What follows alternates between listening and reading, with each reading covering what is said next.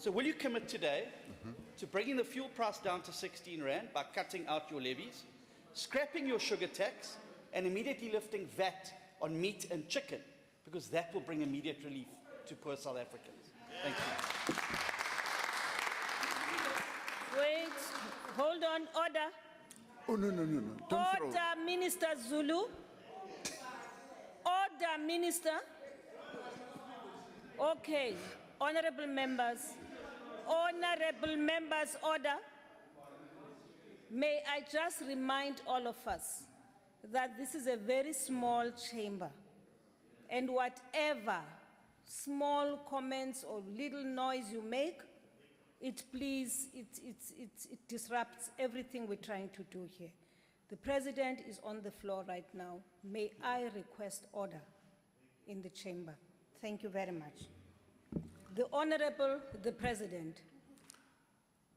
Honorable Speaker, if honorable member had listened very carefully to what I said, if he had listened carefully, I did say, the answer was very straight. The answer said, we are determined to take steps to cushion South Africans to the various price pressures that our people are facing.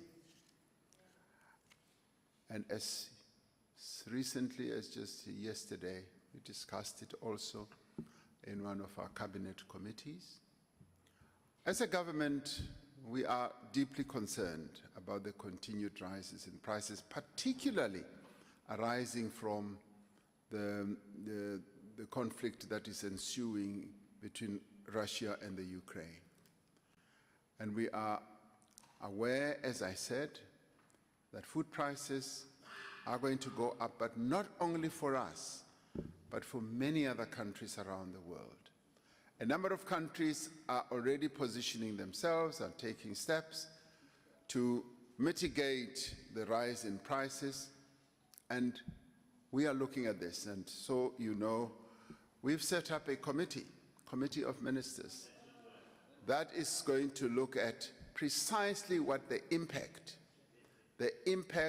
of the conflict is going to have on us as South Africans. When it comes to fuel, when it comes to food prices, and all this is being given consideration.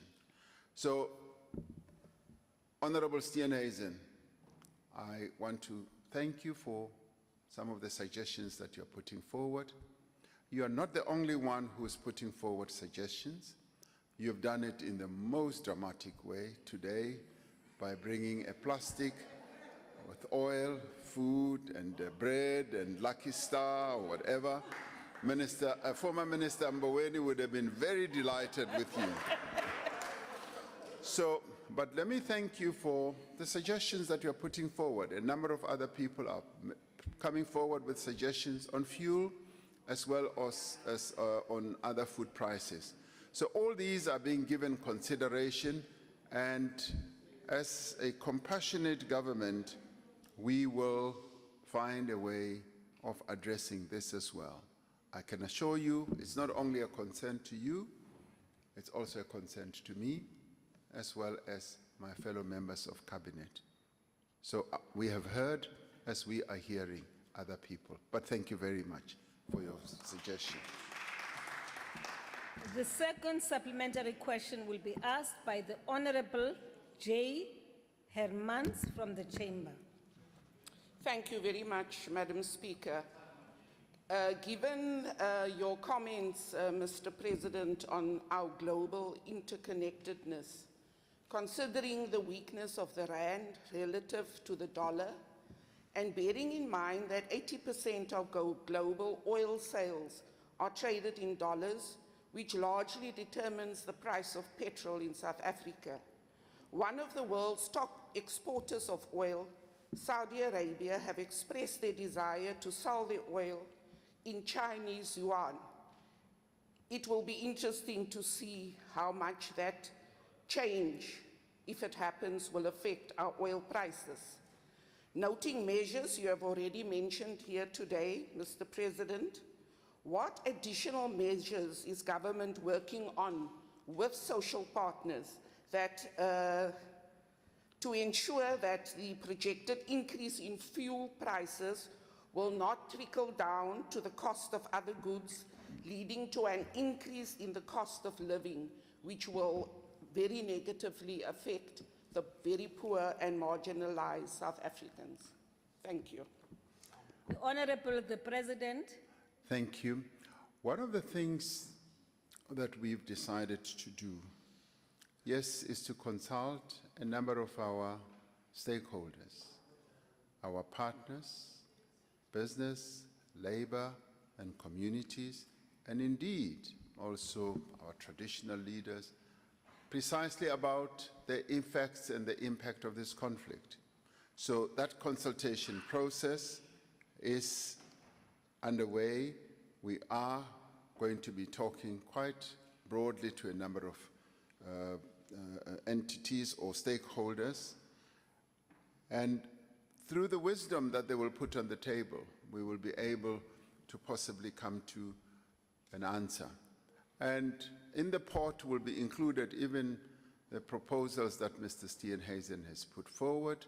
A number of other people have put forward other proposals. So all that will be put together in the consultation process that is going to ensue. Now, we have heard that there's a suggestion that, yes, maybe the trading currency for oil and all that should be the yuan. Clearly, we have not given that consideration. It's always been traded in dollars, and with the exchange rate between our rand and the dollar, sometimes our rand is weak, sometimes it strengthens. So we haven't formed a view on the yuan, and it's a proposal that we have heard about, and it's something that will need to be addressed. But having said that, our concern, obviously, as stated earlier, is the rising prices that are going to impact negatively on our people. We are very much alive to that, and we will want to ensure that we secure the livelihoods of our people as much as we possibly can in ways that are also affordable for us as a government and as a country. So all this will be given consideration, and I am sure that we will come to correct decisions that will be able to address the needs of our people. Thank you, Honorable Speaker. The third supplementary question will be asked by the Honorable Swart. Thank you, Speaker. Honourable President, much of what you've covered already relates to the fuel price, which I was going to add to, but may I add one or two suggestions as well? Research on the fuel price regulation has found that a combination of regulatory amendments, as you pointed out, can reduce the petrol price by up to 103 cents per litre, and these include amendments to the international component, which you pointed out, as proposed by the department as way back in 2018, but never implemented. So that is one aspect which I'm pleased you referred to and which will be considered. Yeah. Secondly, almost dramatically ironic in view of the war in Russia and Ukraine, the commodities prices will increase, which could result in a further tax windfall, which could then further cushion the fiscus and allow for a consideration for reduction in the tax levies of the fuel price. And I would ask you, President, you indicated that this review will take place as soon as possible, but would you prevail upon the ministers to consider this and then obviously to try to apply for this and decide on this issue as quickly as possible, given the impact that the fuel price has? Thank you, President. The Honourable the President. Thank you, Honourable Speaker. I would be able to give Honourable Swart a fairly easy and straightforward answer and say, yes, we will seek to prevail on the ministers to consider this as well, because this is another dimension that needs to be looked at, and I certainly will want every aspect of this whole issue to be addressed as much as we possibly can. But I'd like to thank you once again for the suggestion. It will be taken up. The last supplementary question will be asked by the Honorable Mautwe. Thank you very much, Speaker. President, about 44% of the population is unemployed, and over 70% of the youth population is unemployed in this country that you're leading. The levels of unemployment were at crisis level even before COVID struck. Despite this degradation, we have seen numerous attempts by your government to reduce dramatically the role of the state in facilitating development.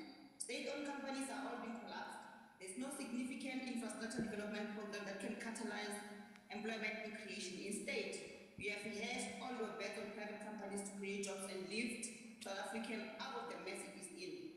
In your reading of economic history of socio-economic degeneration by handing over the responsibility of developing their countries to the private sector, why do you think the strategy will work here if it has never worked anywhere else?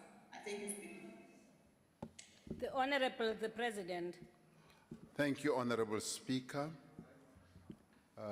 I don't want to refer any member to some of the inputs that I made in this August House, but if the Honorable Speaker or Honorable Member remembers the State of the Nation debate and my reply thereto, we stated very clearly that yes, we would like to create a conducive environment to enable those who create 70% of the job pool in our country to create those jobs.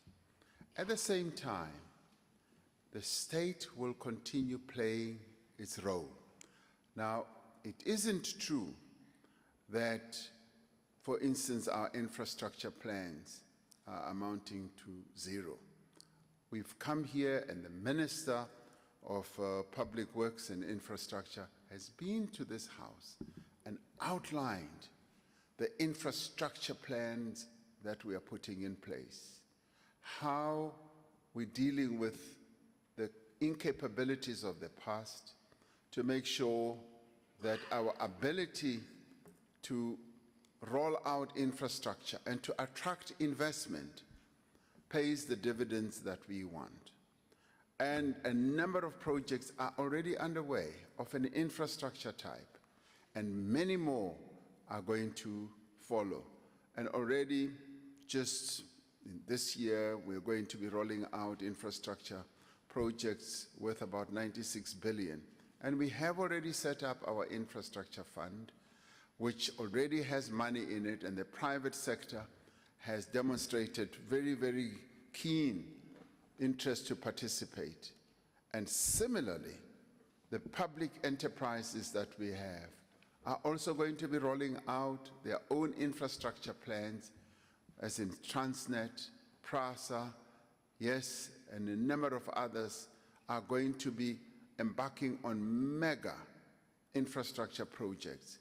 And all those will, in the end, create jobs.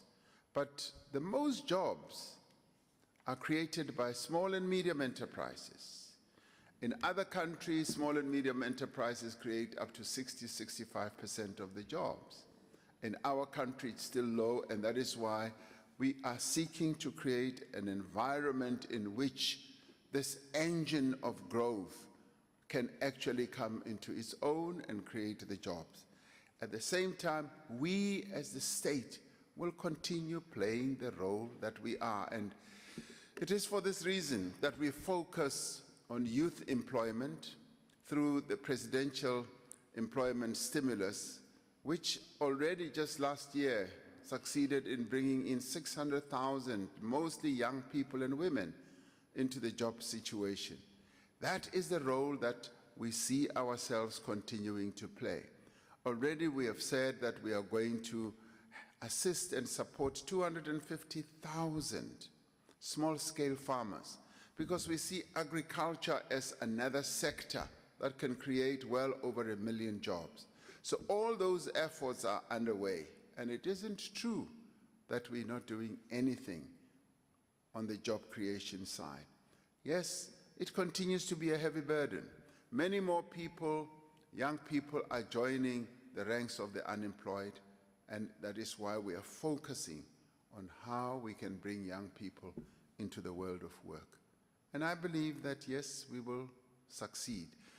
COVID-19 did not serve us well. It just exacerbated the situation. Almost 2 million people lost their jobs because a number of companies, and not only in our own country, but in many other countries, had to close down. They went bankrupt, and they didn't find markets for their goods and services. So all that needs to be taken into account as we analyze the situation that we are in. But government is not sitting on its laurels. We're doing everything we can to try and address the situation. Thank you, Honorable Speaker. Question number 3 has been asked by the Honorable J.S. Malema. The Honorable the President.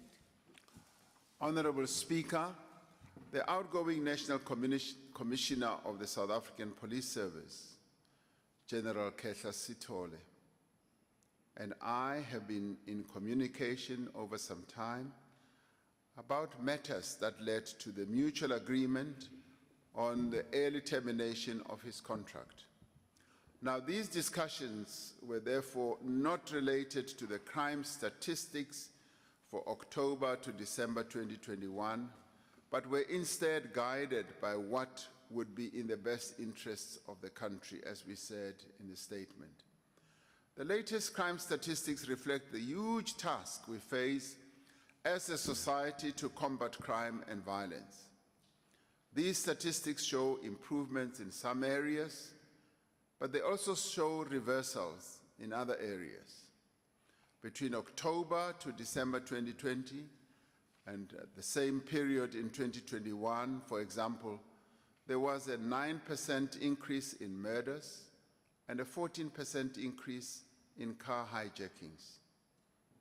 At the same time, there was a 9% drop in sexual offenses and an 8% decline in burglaries and other property-related crimes. Now, while these quarterly statistics are important for tracking crime trends and informing our responses, the reality is that crime remains stubbornly high in our country. This reality reminds us that reducing crime is a responsibility that all of us need to shoulder, as the police, as political leaders, as communities, as families, as business people, and as workers and as civil society. The recruitment of 12,000 additional police officers, amongst other measures, to strengthen the police will help us to turn the tide and create safer communities for all. Honorable Malema knows that when the President appoints or releases ministers, he does not consult the public. It is the President's decision, and let it remain like that.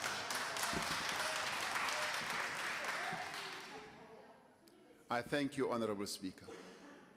The first supplementary question will be asked by the Honorable J.S. Malema. Thank you very much, Speaker and Mr. President. Any responsible president will know that even when you have power to appoint ministers, you do so in the best interest of our people.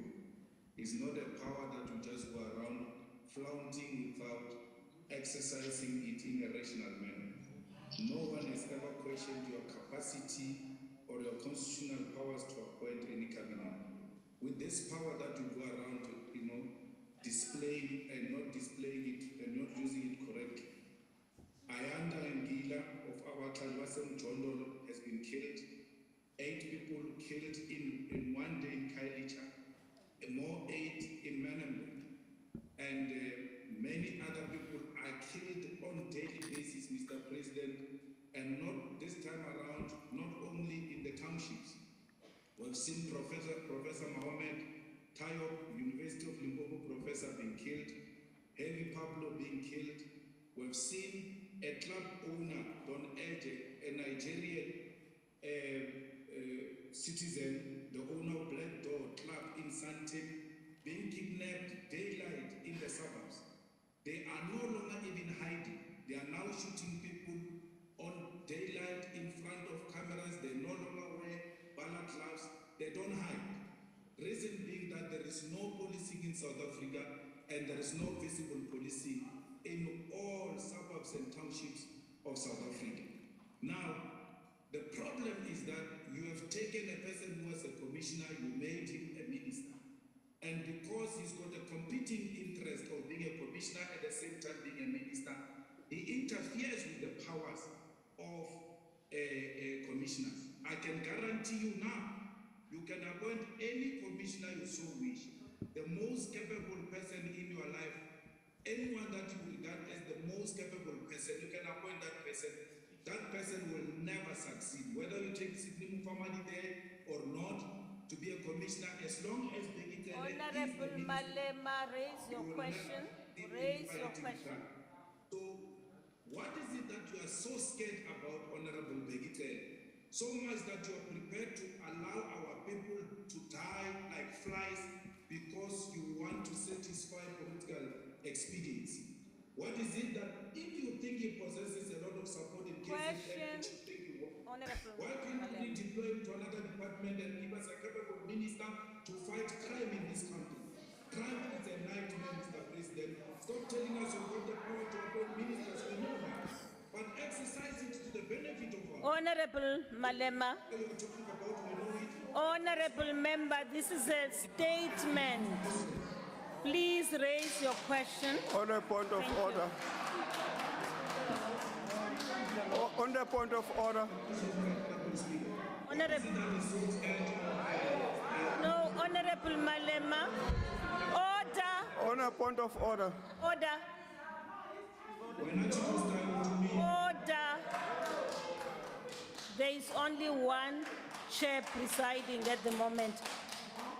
Mama, I'll make a noise. Thank you very much. Honorable, the President, honorable members, please, will you please take note of what I raised earlier on?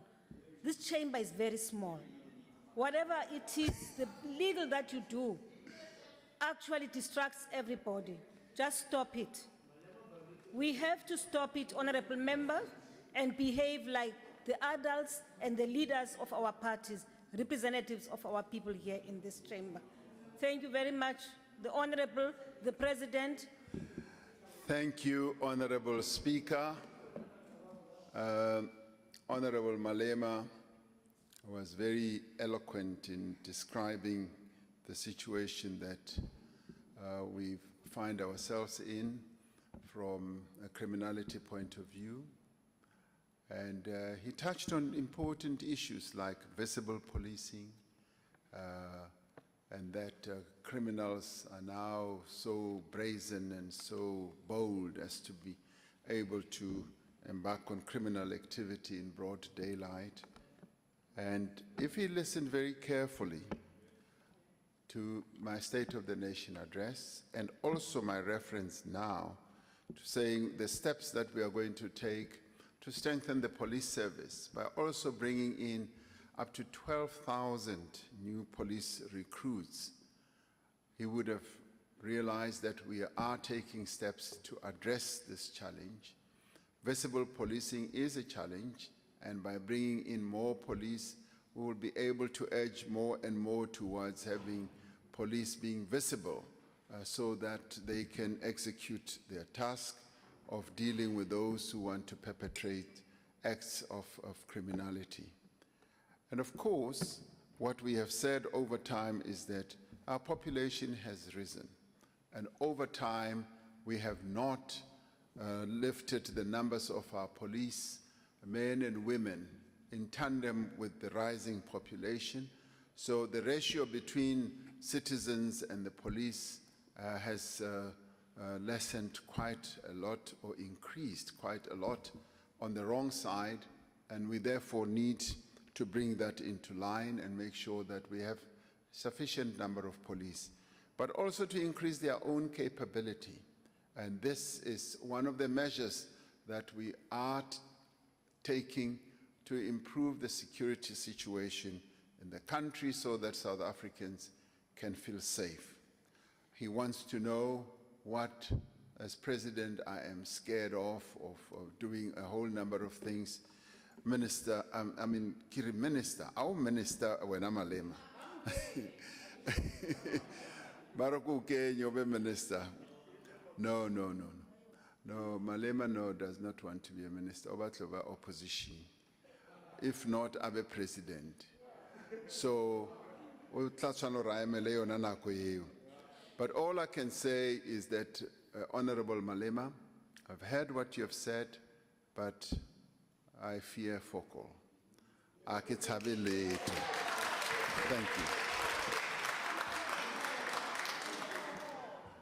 Thank you, Honorable Speaker.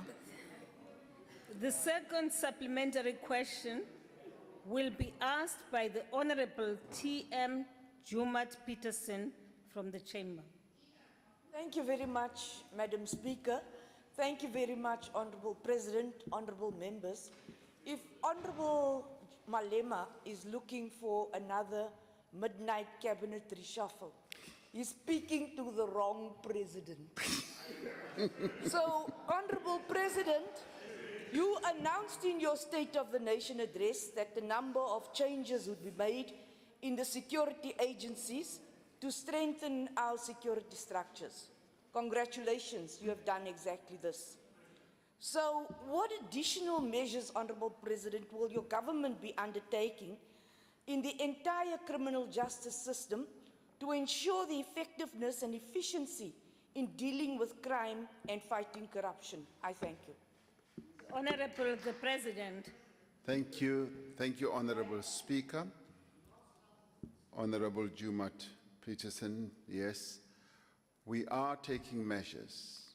Security situation in our country is challenged, and everyone is concerned about the lapses, about the problems that beset our security complex, and we are taking measures. Firstly, as I said in the State of the Nation address, we would be bringing in people, changing the guard in a number of the entities, and it is the entirety of the criminal justice system that we are reforming.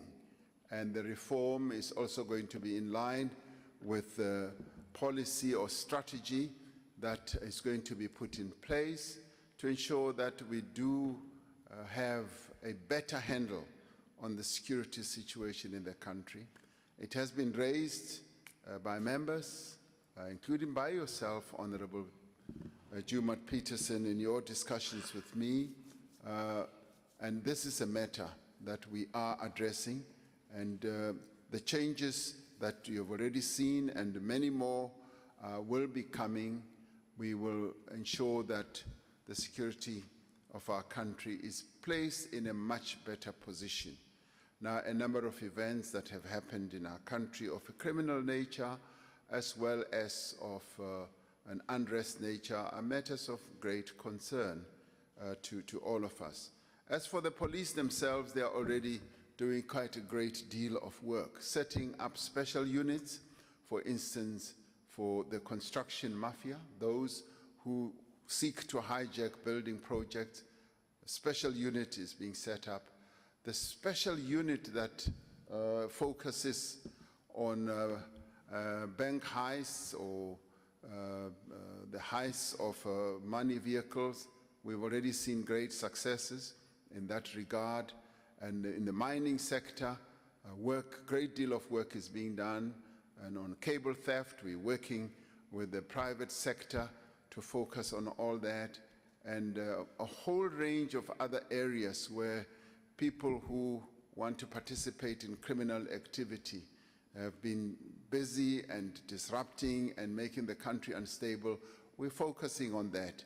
And I am very confident that we are going to see great progress as we move forward.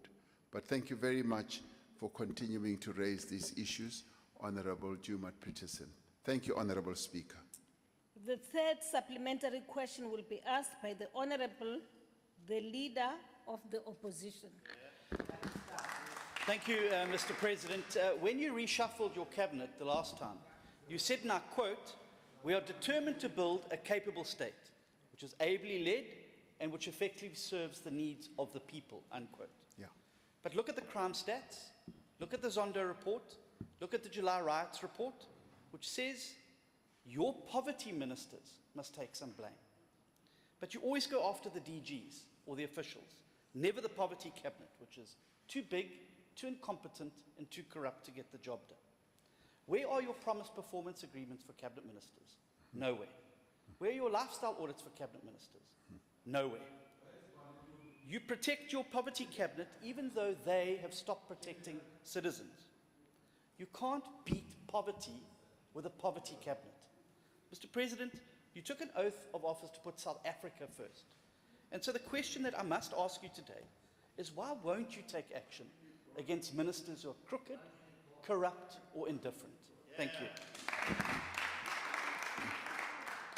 Honorable the President. Thank you, Honorable Speaker.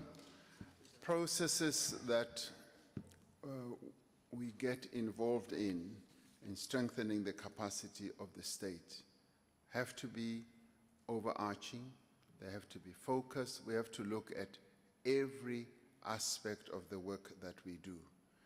And I have put together a team of people who have demonstrated over time that they have a number of competencies and capabilities. And of course, what I do know as a politician in South Africa, that we always don't agree. We differ on a whole range of issues, including on who should be appointed to whatever position. And I do know that whenever I make an appointment, which if I'm constitutionally entitled to make, there will be those who will have different views. And you know, we live in a free country. People are entitled to have different views. We are entitled to see things differently. And that is the beauty of our constitutional architecture. So in this regard, we do have differences of approach and of opinion. And it is not that I don't take counsel from even members of the opposition. I do listen. And I do take into account what is being said. But we must also agree and accept that there are points where we may differ, even about policy matters, about the capability of people, be they directors general, be they ministers, and what have you. And in the end, you are absolutely right. I took an oath that I will put South Africa first, and this is precisely what I always seek to do. South Africa first. Now, we may even differ on that, because some of you may think that, no, I don't put South Africa first, I put myself first, I put whoever first, and so on and so on. But my commitment to the Republic cannot be questioned. I am irrevocably pro-South Africa, and I put this country forward. Thank you very much. Thank you, Honorable Speaker. The last supplementary question will be raised by the Honorable P.J. Groenewald from the Chamber. Thank you, Honorable Speaker. Honorable President, you're quite correct. It's your prerogative to appoint your executive, and I respect that. But I personally think that part of the problem in the police is that your Minister of Police was a former Commissioner of Police, although he had no experience as a police person, and I will come to that too with my next question. And on the 16th of August, 2012, we had the Marikana situation, the post-94 Sharpeville situation in South Africa. The Farlam Commission was appointed to look into that matter, and it made various recommendations, and I want to quote to you only two of them. It says the executive should not make any operational decisions for the police. If they give guidance, this should be properly recorded. It also says operational decisions should only be made by an officer that has the necessary training, skills, and experience, specifically in public order policing. Now, Honourable President, my follow-up question is, the present Minister of Police, he wants to also make certain operational decisions. And that's where there was a problem created. Now, my question is, did you implement any of the Farlam Commission's recommendations? If not, why not? If so, was there any effort to record any recommendations from the Minister as far as operational issues are concerned? Thank you, Honourable President. The Honourable the President. Thank you, Honourable Speaker. The Farlam Commission made a number of recommendations. A number of them have been implemented. The one that you cite, and which really reared its head, particularly during the July unrest, is the public order policing one, which we have admitted we never really sort of increased the number of public order police and also their direct training. And that one, I think, we have said we have not implemented in full. Now you want to know, and you are obviously putting forward an opinion that the minister interferes in operational matters. It is an opinion. He is the political head. Ministers are political heads.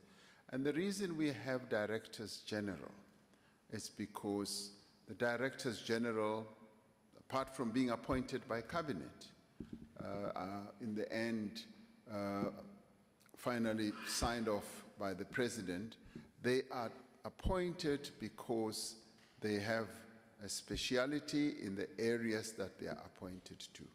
And so therefore they are the accounting officers. They need to take responsibility and accountability for the running of the department. The minister is an oversight official or person who should ensure that policy is made and policy is implemented. So those processes are processes that we often want to see adhered to. So your opinion, therefore, is that no, there is interference.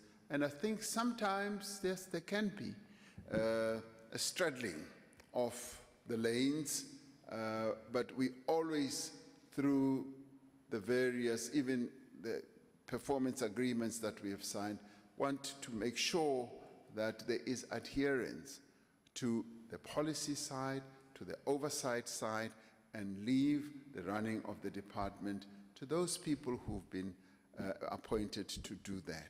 And that is a process, Honourable Groenewald, that we want to continue engendering even as we move forward. But your views have been heard. Thank you very much. Thank you, Question Honourable number Speaker. 4 has been asked by the Honourable F. Jacobs. The Honourable the President. Honourable Speaker, a central pillar of government's program is to grow the economy and to create employment. And we are and have taken far-reaching measures to unleash the potential of our economy, but particularly focusing also on small businesses, micro small businesses, and informal businesses. This includes reducing the costs of doing business and removing barriers to entry for small businesses. South Africa does not lack an entrepreneurial spirit. Entrepreneurship is abundant in our country. Our people are brimming with wonderful ideas, ideas about starting businesses, running businesses, creating products, and providing services. We also have abundant talent in our country, and we have the requisite energy and creativity. And there are many entrepreneurs who are ready and willing to start their own businesses. I had occasion just last weekend to be in Mafikeng and met a horde of young people who are creating unbelievable gadgets, stuff that one would never have thought would be created by these young people. They're creating gadgets. One of them just blew my mind because I'm a farmer, creates a gadget that tests your soil and immediately tells you what you can plant in particular soil and what you need to input in terms of fertilizer and so forth in the soil. And this is being done by our young people. And the innovation centers that are being set up around the country enable them to do precisely that. So we do have talent, we do have energy, and all we need to do is to unlock that energy. Too often, however, these entrepreneurs are frustrated by excessive regulation and work under a massive burden of compliance. The compliance process in our country is just too overbearing. It just drowns you. In order to just start a business, to run a business, you've got to do so many compliance measures that you immediately just feel discouraged. And it is for this reason that I announced in the State of the Nation address that we would create the dedicated capacity in the presidency to reduce red tape and to have a team that will be led by Mr. Sipho Nkosi to do precisely that. And already the planning and the ideas that are coming forward are the types that are going to do precisely that. And the focus is not only going to be, yes, on small and medium enterprise, it's going to be on looking at a variety of areas where the strictures of the red tape are enabling South Africans to move forward.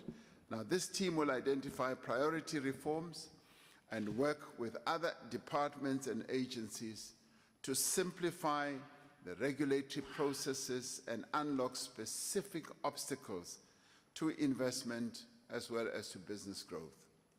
It will build on existing work undertaken by other departments, be it the Department of Trade and Industry, the Department of Small Business Development, and indeed a number of others in infrastructure build, there will be water and sanitation, and many others.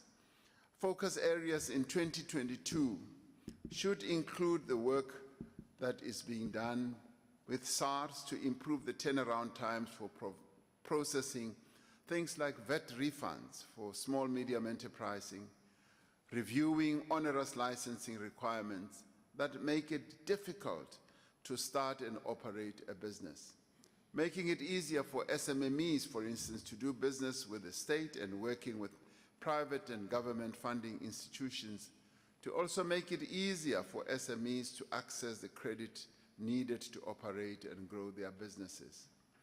I have made it clear that our job is to enable businesses, not to stifle them. In addition to the measures, the Department of Small Business Development and other public institutions such as the National Youth Development Agency will continue to provide funding and support to small medium enterprises.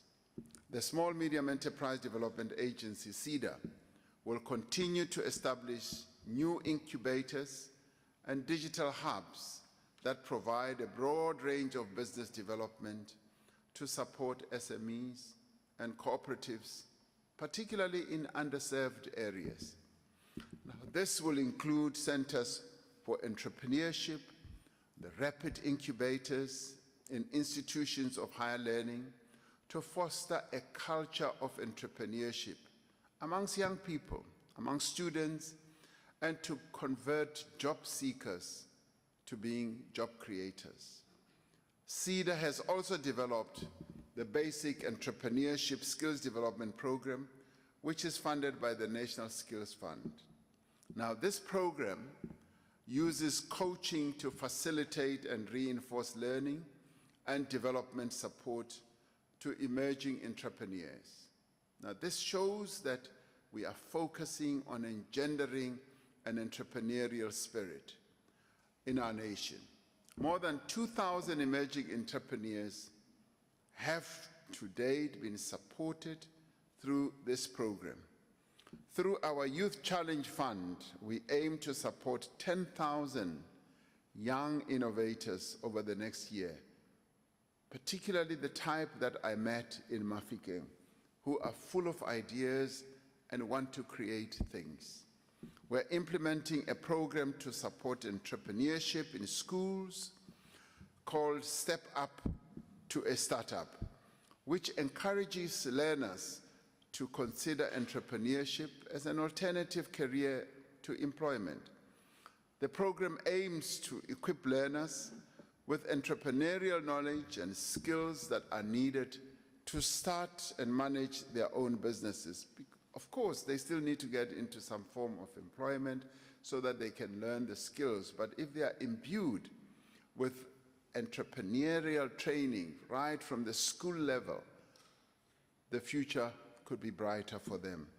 By making it easier for small businesses to grow, by expanding access to finance and support, and by reaching out to young would-be entrepreneurs, we are determined to unleash this potential. And as I said, there is great potential amongst South Africans. All we need to do is to create that conducive environment for them to be able to thrive. Wherever I go, I find that many South Africans want to run their own small, medium, and big businesses. And what we now need to do as the government is to encourage that spirit of entrepreneurship among South Africans so that they can get on and create jobs and create better livelihoods for themselves and for their families. This is what our country needs, and this is what we are committed to doing. Thank you, Honorable Speaker. The first supplementary question will be asked by Honorable F. Jacobs from the Chamber, but I see there's a hand there. I don't know whether it's a point of order. What is it? Speaker, indeed it is a point of order. You'll pardon me for delaying in raising this matter. But firstly, I didn't want to disturb the President and the people who are asking follow-up questions. And secondly, I had to find out from first language speakers of Afrikaans whether the word Afrikaans focal is parliamentary. And they confirmed that indeed it is not parliamentary. You will recall that when the President responded to a follow-up question by the Honorable Julius Malema, he said if he has focal, it would be, no, it would be, it would be a sad day, Speaker, if the word focal enters the lexicon of Parliament because the President used it here, because MPs will use it in future and will not be able to call them to order. Thank you, Honorable Member. I will consult and just make sure that my Afrikaans is reg. You may proceed, Honorable President. Thank you.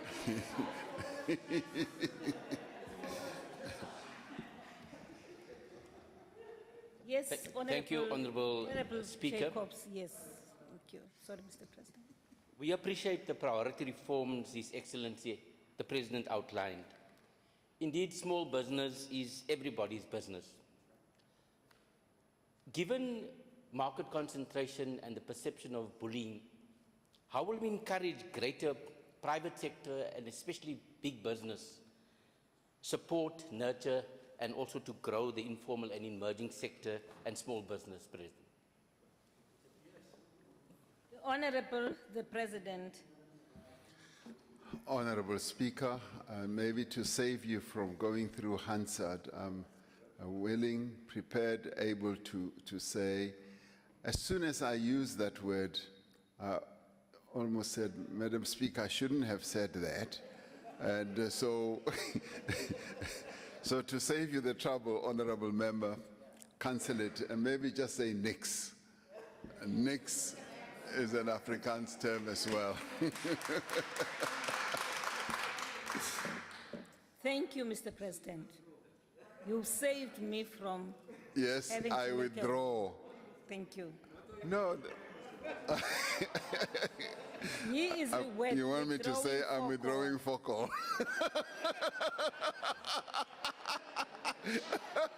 Mr. President, you may proceed. Honourable Speaker, point of order. No, he wants me Yes, to say I withdraw for call. So it means Honorable I withdraw nothing. Swart, Honourable Speaker, may I Honorable attribute... Swart, you have the floor. May I attribute that to the lack of medication the President referred to earlier this morning? At the beginning, the President referred to a possible lack of medication. So we appreciate the withdrawal. Thank you. Thank you very much, Honorable Swart. The President. Madam Speaker, it must be the lack of medication. There's a point of order on the virtual platform. Under which rule did Honorable Swart stand to a point where we even recognized him and accepted his input? Which rule is that? No. Honorable Malema. Imani Galo. Hold on, honorable members. I have not requested you to respond to what Honorable Malema has said. I am responding to Honorable Malema, please. Honorable Malema, if you noted something earlier on before Honorable Swart, Honorable Kwangwa could not raise a point of order. I don't know whether their microphones are off or not, but he did try to indicate that he used, right, action to show me that he wanted to speak, and I allowed him to speak. So the same applies to Honorable Swart. When he stood, I just knew that it means that I even asked, is that an order, point of order? And he said yes, and I allowed him to speak. So please, honorable member, what is important is I don't want people to start screaming here and call for points of order. At least he indicated that he would like to speak, and I afforded him that opportunity, which is the same thing I did for Honorable Kwangwa. Honorable Speaker, under which rule is Honorable Swart standing? Kwangwa's point of order was in order. If Honorable Swart is standing under the point of order rule, then you have to make a ruling. Because it can't be that people are out of order when they say things that you don't like, and then when they say things that you like, even when they are not in order, you allow it to pass. It's a circus, it's no longer a parliament that operates within the rules. Okay, Honorable Malema, I've taken note of the point you have raised. May I now request the Honorable President to proceed? Thank you, Honorable Speaker. There is a role to be played by all in the private sector, particularly medium and I would say big business, to help small and informal enterprises, and to do so in a variety of ways, through their supply chain, but in doing so also to help support and also strengthen and mentor those who are in the small, medium, and informal businesses, because that in a way will increase the ecosystem within the business sector and particular sectors of the economy, and through that the private sector would be able to create more entrepreneurs in our country instead of continuing just to rely on the same old ones that they've always used. But also it is of a transformational nature. Transformation would be best served by getting those who were previously prevented from participating in business, particularly women as well as young people. Now, I would argue that big business would doing themselves a great favor through their enterprise development initiatives to support women, to ensure that the procurement processes tilt towards supporting women and those who have been previously disadvantaged and prevented from participating in these businesses. In that way, Madam Speaker, we create a wholesome process where everyone knows that they are welcome to participate and where we actually ensure that the cake that we bake is much bigger and everyone then benefits. That is the way our country should be going. And it is for this reason that I call on big business to support the emergence of new enterprises, small, informal enterprises, and medium enterprises, and give them work through procurement, through mentorship, through real support, financial and otherwise, as well as implements, as well as machinery, so that they are able to get up and going. So if we can all do that, that will be a greater. But it also goes beyond just that. The financial institutions themselves need to participate in this, so that banks and other financial institutions also find ways of reducing their very, very complex and difficult requirements and enable small, medium enterprises to participate, and also see how the guarantee system of process that we've put in place can be of great assistance. So I think through this, Madam Speaker, we are creating an environment, an environment that can enable small and medium enterprises to thrive. And this should not be government's responsibility alone. It should be our collective responsibilities. And education institutions also have a role to play. I'd like to see more and more universities increasing disciplines, courses for small, medium enterprises, people to go and learn various skills, even if it is short skills, financial management and manufacturing capabilities and all that. So it is through this that we will be able to create a wonderful, growing economy. Thank you, Madam Speaker.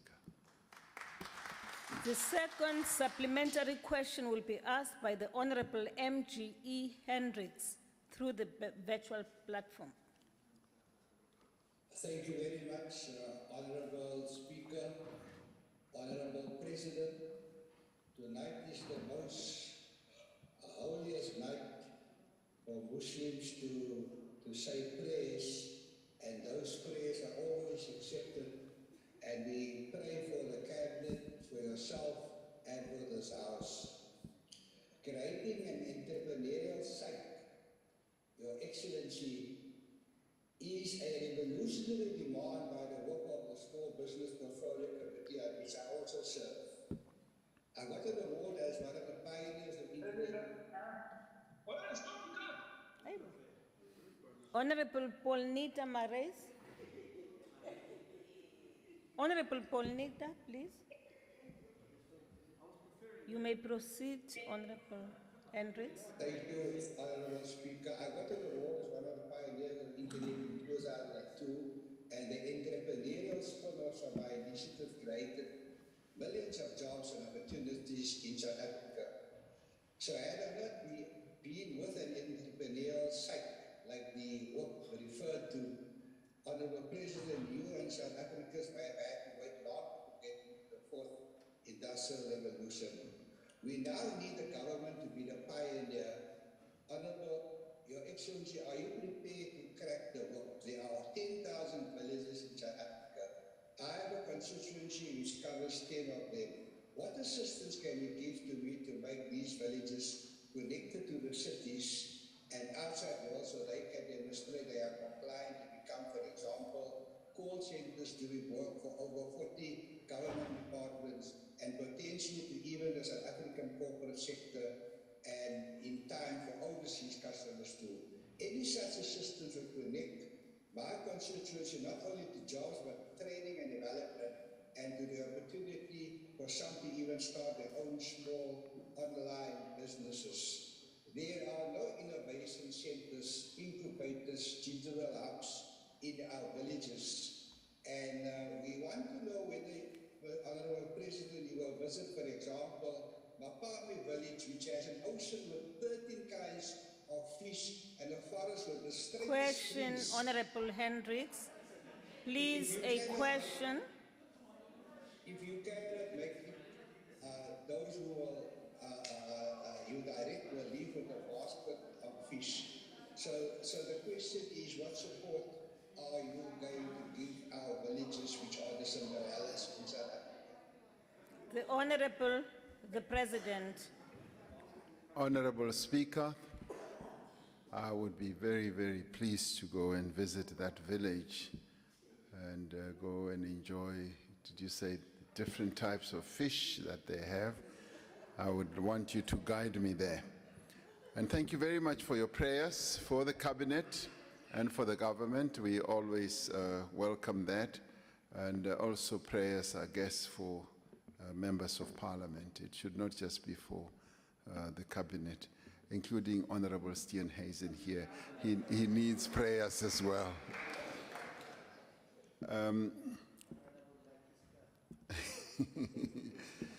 I should say, Honorable Speaker, that one of the major projects that we have is SA Connect. It is through SA Connect that we want and are going to be connecting the various parts of our country.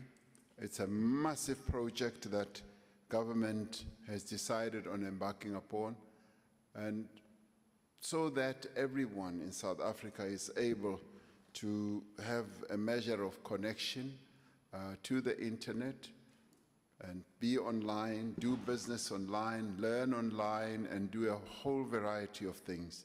As it is now, not many areas in our country are connected, and that is a matter of concern to us.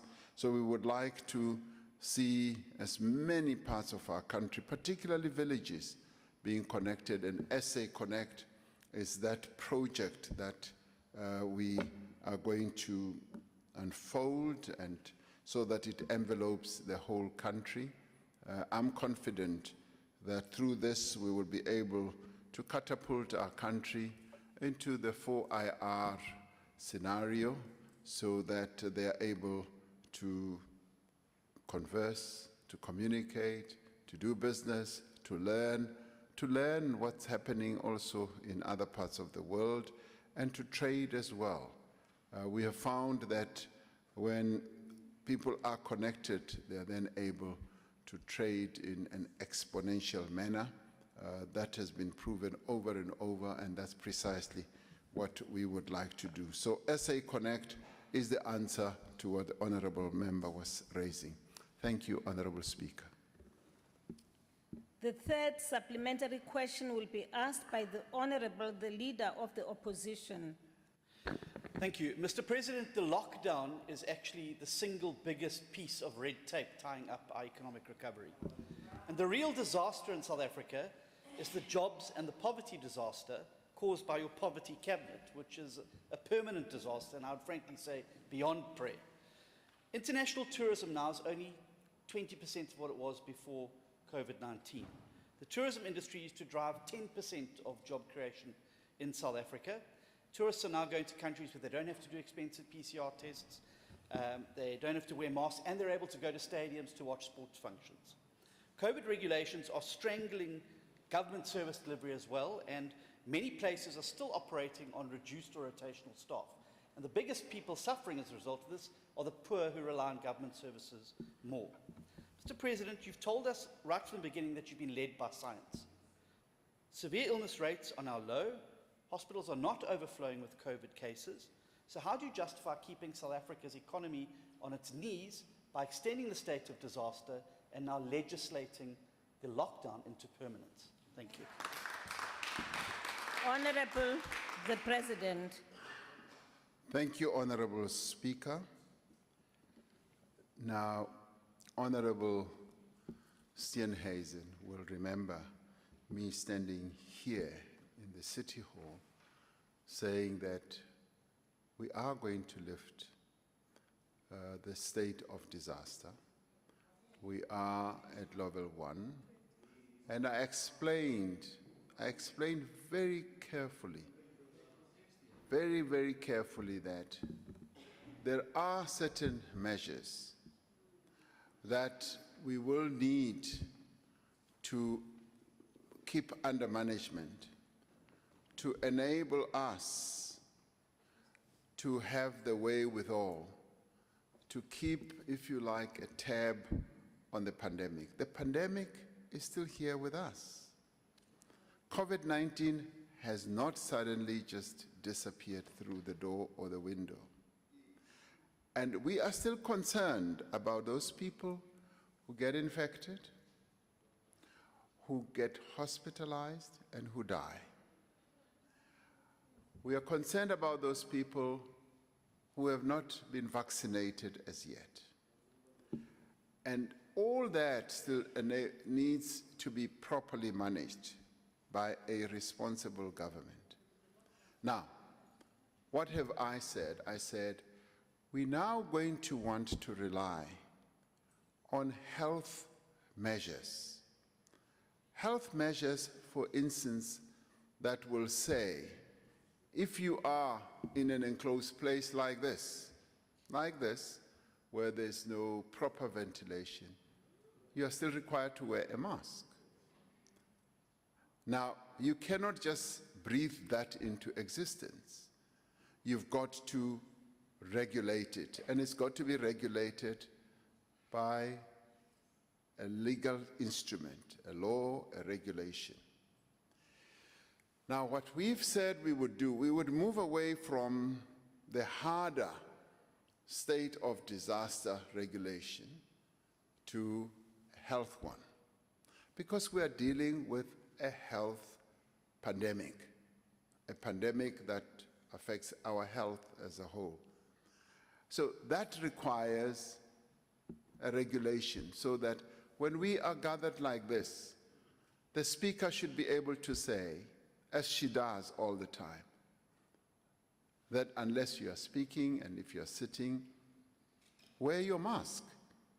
She needs an instrument to be able to direct us to wear that mask. So that is a health regulation that we've now put in place. Now, if you have a problem with that, I mean, I am sorry, we are government. So we've got to put regulations in place. And because as opposition, you have a different view, but you are not government. No, our scientists are telling us precisely this. Now, I can admit that you've always had a problem from day one, right from word go. If you were ever positive, Honorable Steenhuisen, and it was at one meeting when I called the political parties, it was the only time. Beyond that, it was saying, you don't need the state of disaster. And we kept on saying we are led by science, and we've had some of the leading scientists, which you differ with. And it's your freedom, you're entitled to differ even with scientists. But we have been guided by those scientists. You can shout as much as you like, but we as government act in the interests of South Africans, and that is why they elected us. Now we are being very careful, because there's nothing about killing jobs by saying people should wear a mask in a room like this. Really, I mean, it defies logic. It really defies logic. How are we killing jobs? In fact, we are creating jobs, because there are people who make those masks. There are new factories that have come up that make masks so that we can all feel safe. Now, for the life of me, I still want someone to come and tell me what it is that we are destroying jobs through by continuing these health measures. Because when we lift, listen to me, Honorable Steenhuisen. Stadiums, you are killing jobs. By closing stadiums, Point of order. Honorable Speaker, Honorable Malema, allow me to protect the now, we've been going through a process. Now, let me tell you something. Many countries around the world are exactly where we are. And those countries that have opened up their stadiums to 100% participation, they are at 70–80% vaccination. Now, we've been saying, and I've been saying it ad nauseum, let us all as leaders participate in encouraging our people to vaccinate. I am yet to hear and to see leaders in the opposition benches talking about vaccination, going on the ground and getting people to be vaccinated. Instead, they talk against vaccination, and all they talk about is precisely what is being said here.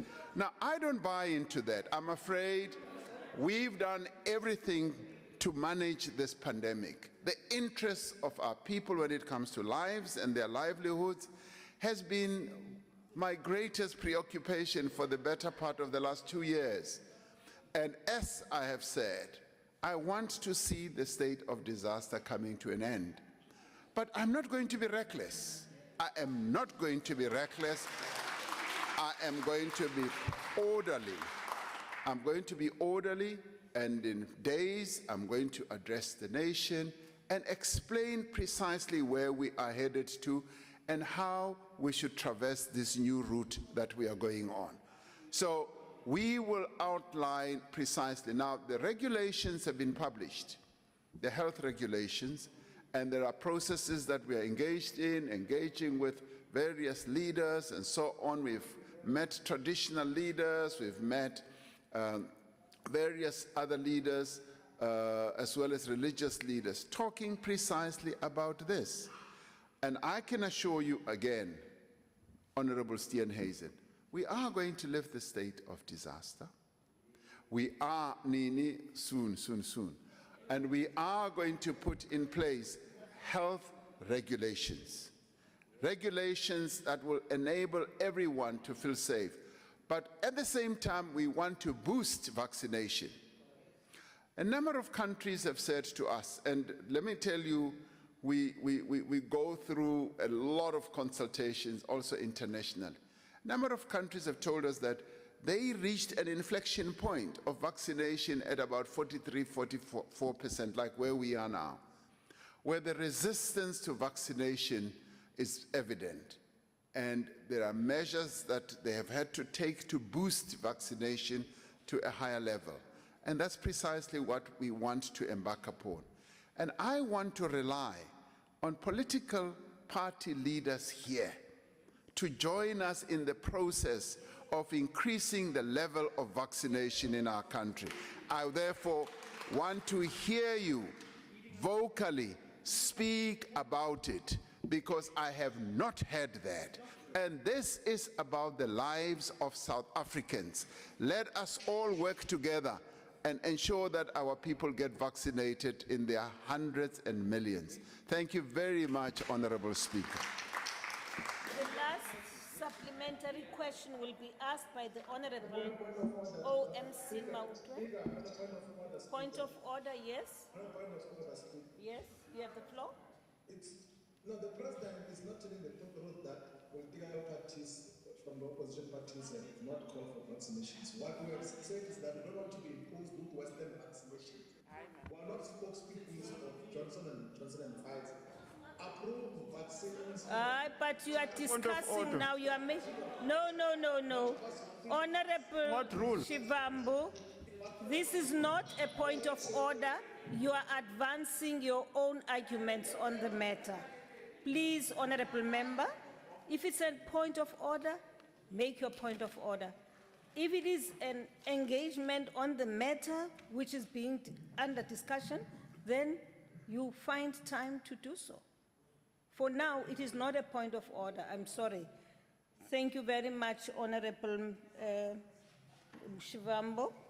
The last supplementary question will be asked by the Honorable OMC Mautwe. Thank you very much, Speaker. You know, President, when you know that the leader is clueless and has no idea of what he's dealing with, he starts by affirming his position. Earlier on, you're telling us that you are the one who appoints ministers, and then you just said now that you are leading the government. So it's a sign that you are clueless about this thing. But let me go ahead with my question, Speaker. Your attempts to centralize power in your office, President, are a cause for concern. First, you took over intelligence services and placed them in your office, and then you took over the responsibilities of coordinating climate change response by the country away from the Department of Environmental Affairs to your office. Now, cutting red tape from small businesses has been removed from the Ministry of Small Business Development into your office. Have you lost confidence in the ability of your ministers to lead the kind of change you want to see in this country? Are these presidential panels not creating parallel centers of authority and therefore delivery of services? Thank you.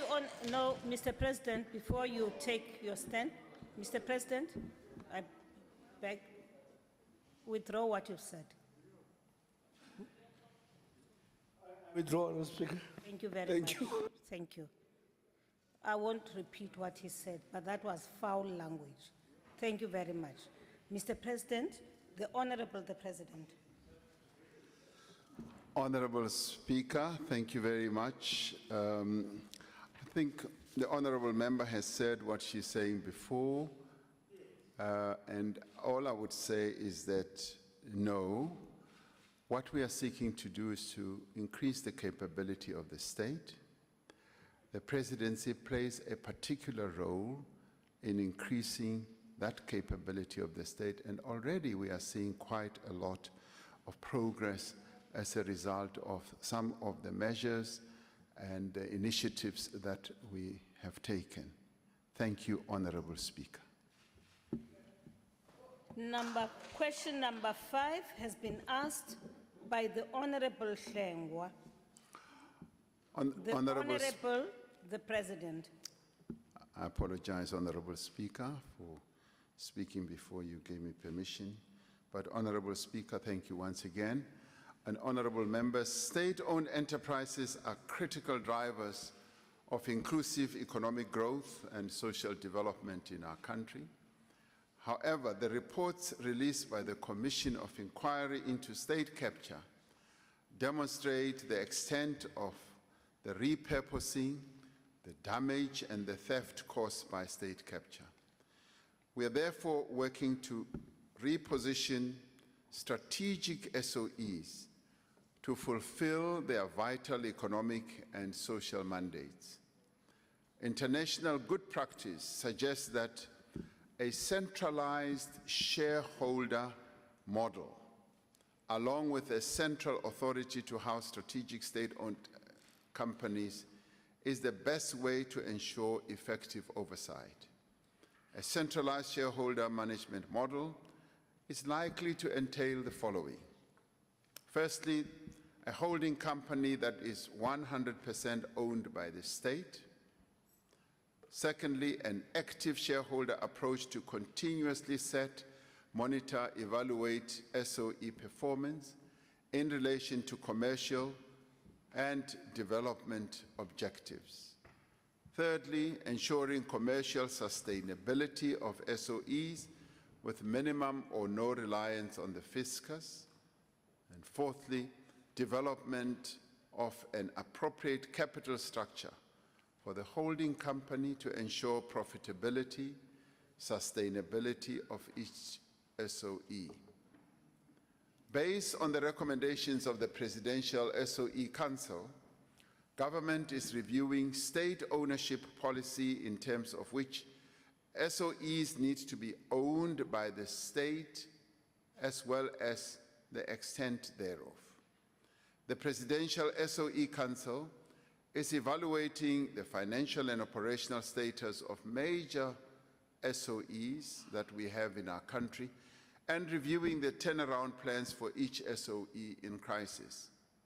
The journey that we have embarked on will transform the manner in which our state-owned enterprises are governed, are managed, are monitored for the benefit of the nation as a whole. I think this is a transformation that is long overdue. It was preceded by a commission that was set up to look into state-owned enterprises, but now we are honing into exactly what needs to be done with regard, firstly, to the implementation of the Commission's report, but also what needs to be done in this current moment, particularly post-state capture environment that we are now going to enter into. I thank you, Honourable Speaker. The first supplementary question will be asked by the Honourable M. Hlengwa. Thank you very much, Madam Speaker. Mr. President, of course, all the aspects which you've attributed to a holding company, the four aspects in particular, are basic elementary aspects which should really arise regardless of the structure into which government may be wanting to actually handle and run SOEs. So what is at play here, Mr. President, is that this move to establish yet another SOE is an admission on the part of your government that DPE has been a total failure in managing these SOEs and should have been abolished a long time ago and have these SOEs in their land function departments where the necessary skills, knowledge and expertise of each sector are actually housed. The second point, Mr. President, is that without running the risk of another patronizing outlook to say I should listen to you or read, so far as your responses are concerned, you attribute this to state capture. Yet, Mr. President, we are awaiting you to actually give us the implementation plan insofar as the State Capture Commission is concerned. Are you now in a piecemeal approach before that, responding and implementing recommendations of the State Capture Commission? And if you are, then why are we waiting for the end of June? The bottom line, however, Mr. President, is that we have heard all this rhetoric before and nothing has changed.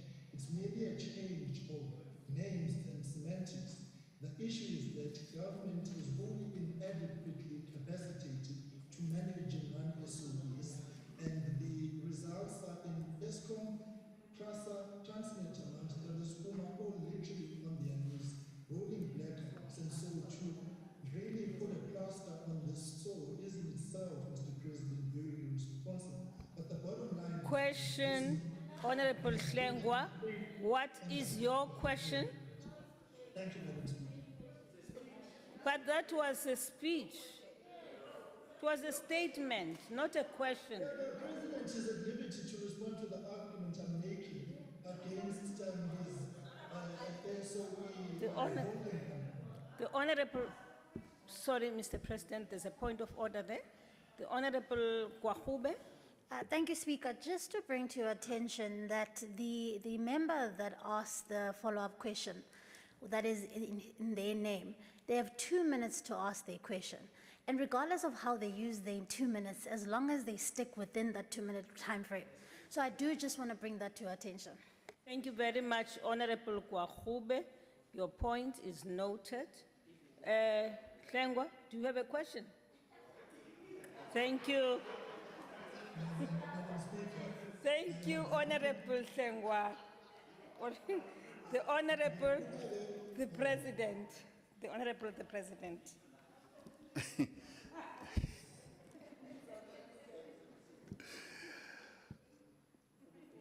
My apologies, Honourable Speaker. Honourable Steenhuisen is distracting me. Maybe he should not sit so close to where I'm standing. Honourable Speaker, I must be frank, I did not decipher a question from what Honourable Hlengwa was saying. However, I should maybe want to comment on some of the issues he put forward.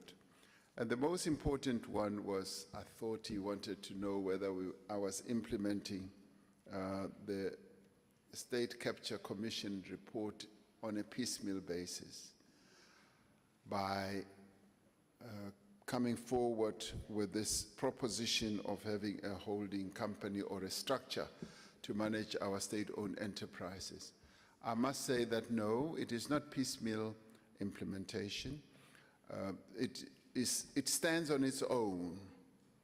Reference to state capture, obviously, is about how the state capture report is going to enrich the process that we need to embark upon to reform our state-owned enterprises. And we firmly believe that through having this type of structure, we would be able to do so. If nothing else, what it will actually do is to ensure that there is universality and commonality about the management and the financial discipline across all our state-owned enterprises. And you do that much more effectively through a holding structure. And I can say that in other places, that's what they do. In Singapore, that's what they've succeeded in doing, in building Temasek. In China, COSAC is exactly what they have done, and in a number of other places. And some have done so through either their sovereign wealth funds and so forth in the way that they've structured things. But in this case, what we are seeking to do is to have uniformity of processes which are better managed through a single structure, and all these companies will hang on that structure, will be subsidiaries. It will also help us, as I said in one of the issues that I mentioned, in balance sheet management, where we will be able to have line of sight of what exactly is happening from a financial point of view in each of the state-owned enterprises, and synchronize what needs to be done from a performance point of view, a management point of view, and the objectives and the expectations will be so well set out that we will have one single view of exactly what is happening. And when the reporting comes in, it will be globular reporting, which enables us to see everything on one sheet of paper. Now, that is going to be the strength of what we are seeking to do. And of course, there will be good cross-pollination of ideas, of processes. Transnet will know how PRASA is managing certain of their processes and initiatives, be they of an infrastructure nature, of a performance nature, of a market nature. They will get to know, and that cross-pollination you'll only truly be able to achieve, as Temasek has done in Singapore, where I visited and saw for myself. You'll only be able to do it through a structure like this. The other thing it will do, it will also lessen interference. One of the issues that has been raised. Honorable Member Dikgale. Order mute. You may proceed, Mr. Thank you, thank you. One of the things that has been raised by the council, the State-Owned Enterprise Council, is the issue of interference. Interference, yes, from the executives, because sometimes there is, the eagerness to get involved and interfere. But when we have a common state-owned structure, which has all these subsidiaries, we will then be able to have commonality of interest, commonality of processes, remuneration either of directors, of management, so that everything is well synchronized. And this, I think, will bring about a new era for our state-owned enterprises and will enable us and will strengthen our resolve in better managing our state-owned enterprises. Thank you, Honorable Speaker. The second supplementary question will be asked by the Honorable C.M. Piri from the Chamber. Ndiyalivhuwa mulangadzulo avantendele ndireshe vathoniphe vari pano nḓuni ino ndi dovhe ndireshe na vhadzulapo vha South Africa kana vha Afrika Tshipembe. Mulangadzulo nda ndi khou ṱoḓa u isa ndumeliso dzo khwaṱhaho kana dzavhuḓi kha muphuresidenthe singo ḽa Ramabulana ḽine ḽa ṱamela na vhavhulahi vhone vhaṋe vho Ramaphosa.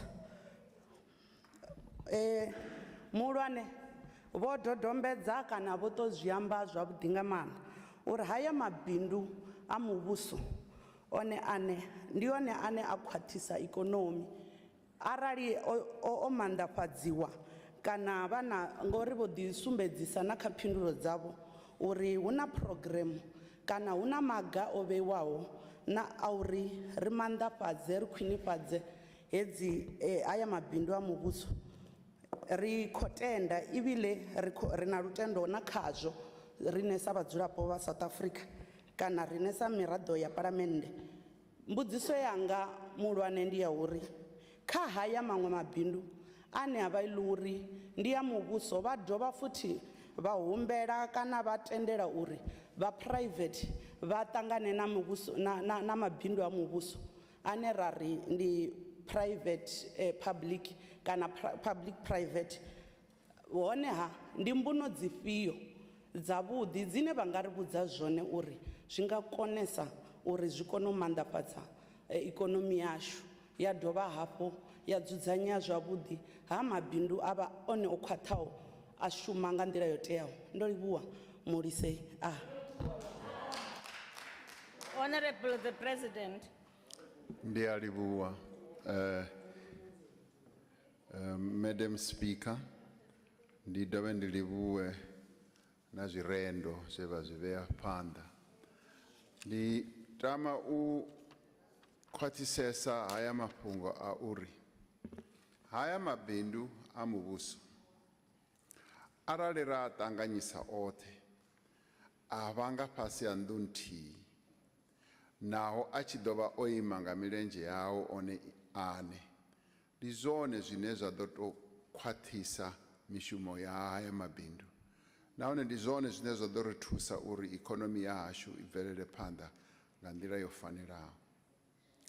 Vha khou vhea ḽipfhi ḽavhuḓi ḽa mbudziso yavhuḓi ya uri kha haya maṅwe mabindu a private sector arali ra ṱanganyisela na public zwi nga tou shumisa hani na. Ndi mabono afhio ane ra nga kona u vha nao. Ndi a takalela heyo mbudziso nga uri ri tshi sedza maṅwe mabindu a muvhuso ri vhona uri arali ra kona u dzhenisa vhaṅwe vha private sector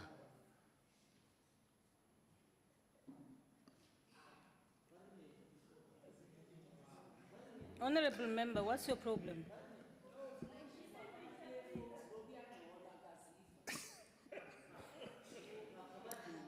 You may proceed, Mr. President.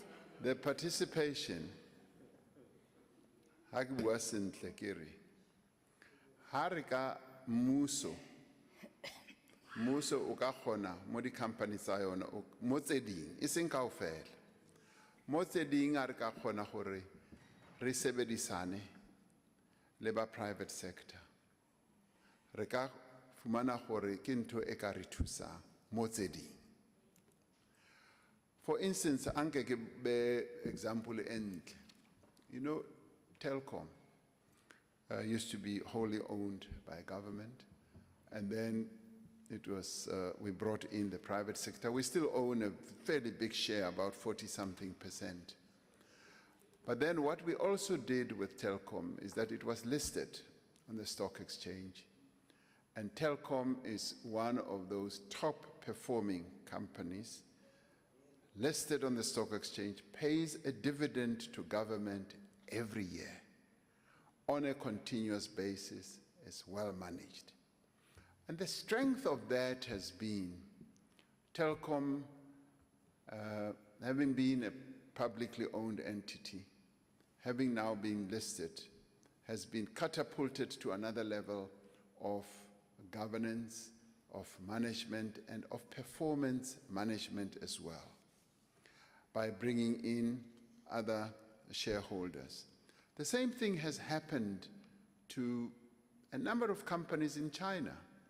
And I've said in this house before, China Mobile, which has easily 700 million subscribers, is listed on this New York Stock Exchange. Through that listing, they were able to raise a lot of capital that has fueled the growth of China Mobile, which did not require a lot of fiscus support from the government. And they've done the same thing with the ICBC, which is the largest bank in the world, and all that. Now, that is the strength of bringing in participation without losing control. And they have done that without the loss of control. Today, what we are seeking to do is, with our own SAA having really run into enormous challenges and problems, what are we doing? We're saying we will bring in a private sector player who will come and put in their money and inject life into SAA. And in that way, I find that some of our state-owned enterprises can reach a level of good performance, because by so doing, one, we are not privatizing, we're just bringing in partners. And the partners who are going to add a lot of strength, a lot of capability, and through the partnership will be able to do a very good cross-pollination of ideas and of systems, of governance, and financial and otherwise. But also it gives us a really good standing.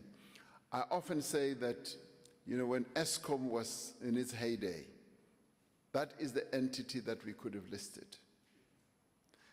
Could have listed the debt burden that Eskom has, would have been easily dealt with. But anyway, that is history. Now we have to manage it out of where it is, and we will make all efforts.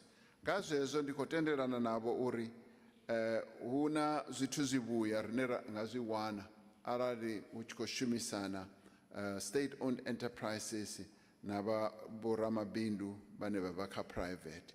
The key issue is just to manage that whole process, to manage it in a way where your state-owned enterprises still serve the public good and still focuses on the developmental mandate, because that is an important one, to ensure that the services or whatever products that it produces are still able to reach the poorest of the poor in our country through the developmental mandate it should have. So it is doable. It is something that we can move towards, and through this State-Owned Enterprise Council, we should be able to reach that level. Thank you very much.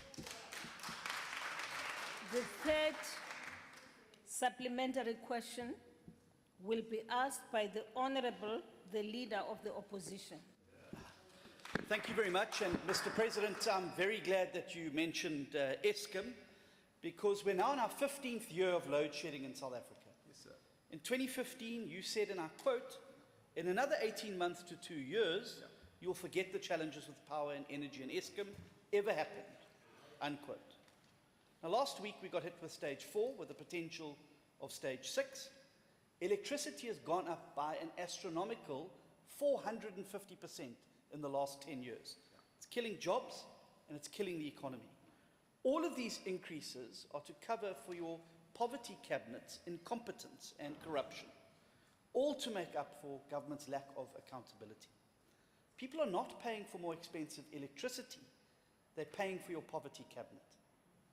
Electricity price increases come directly out of the back pockets of ordinary household income. How can you justify choosing price increases for people over accountability for your poverty cabinet? Thank you. The Honorable, the President. Now, Honorable Speaker,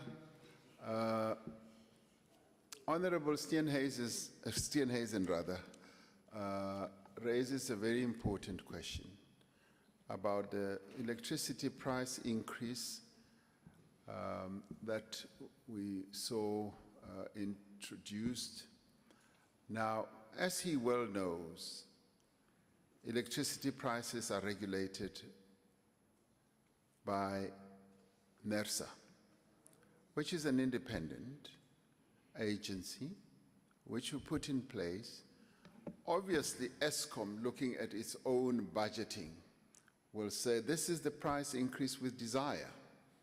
And quite often they peg it at a high level, and NERSA brings it down, and there are interventions and discussions that happen to bring it where it is.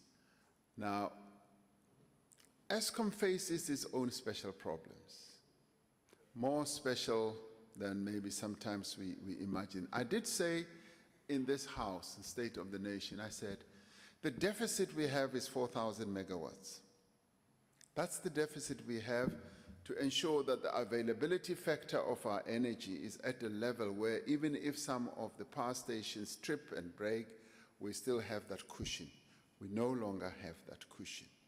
So when these old power stations, the generators trip and break and some don't come on stream as well as we wanted, particularly Medupi and Kusile, which we spent enormous amounts of money on. When that happens, in the end, the deficit is still there, and we still have that shortage. And that is what gives rise to the load shedding. And as I said, it's not like we're sitting and doing nothing. We have taken steps and measures and initiatives to ensure that we do have alternative power. And through the various windows that we've put in place, and we're going to another bid window, we have allowed up to self-generation of power up to 100 megawatts, and all that is in the works. All that is going to come through. And various investors, various manufacturers of equipment are now, in a race to make sure that we get there. And we had thought that we would also get emergency power, but then again, we are caught up by our own regulations. The environmental impact assessment decreased something else. I traveled last year in December to Cote d'Ivoire as well as Ghana. They have exactly the same. They were running short of 2,000 megawatts or so. They brought in emergency power, and that enables their economies. Of course, they are not at the same level as we are, but that enables their economies to have sufficient power to be able to help them as they are building up their own more permanent power. In our case, that has been put to a stop, and one had thought that we would be able to get the deficit 4,000 megawatts through that. Now, we didn't. Now, going forward, obviously, we want cheap energy, all of us, and the renewables are going to be able to give us cheap energy, and the initial bid windows were very expensive. The latter ones have become cheaper and cheaper and cheaper. So I see the era of cheaper energy coming. I agree with you completely that the 400% energy price rise in the last 10 years is something that has really dealt a blow to our economy. We used to have the cheapest energy in the world, and that is why we were able to set up smelters both in Mozambique and in our own country, but those days are long gone now. We now are surviving on a day-to-day basis with very minimal energy that is generated here. We are solving the problem. We are addressing it, and I've said this before.